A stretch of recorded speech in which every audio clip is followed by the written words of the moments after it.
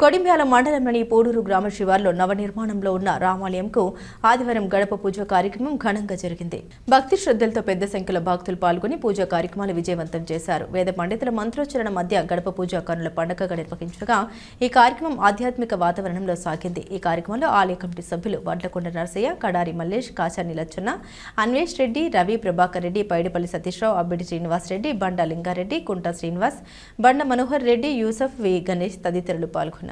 కార్యక్రమంలో ఇదే సంవత్సరం జనవరి 31వ తారీఖున శంకుస్థాపన కార్యక్రమాన్ని ప్రారంభం చేసుకొని మరి ఈ రోజున దేవాలయం పూర్తి స్థాయిలో ఫినిషింగ్ వరకు కూడా ఈ సంవత్సరంలోనే ఆ యొక్క రామచంద్ర స్వామి ఆ యొక్క కడప ముహూర్తాన్ని కూడా పెట్టడం జరిగింది.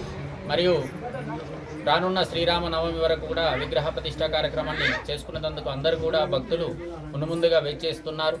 మరి దీనికి కావలసినటువంటి దాతలు ఇంకెవరైనా కానీ సహాయ సహకారములు అందించేటటువంటి దాతలందరూ కూడా ముందుకు వచ్చి రామచంద్ర స్వామి అనుగ్రహానికి పాత్రలు కావాల్సిందిగా కోరుచున్నాం. ఇక రానున్నటువంటి విగ్రహ ప్రతిష్ఠా కార్యక్రమంలో అందరూ కూడా పాల్పంచుకొని రామచంద్ర స్వామి యొక్క సంపూర్ణ కృపకు పాత్రలు కావాల్సింది.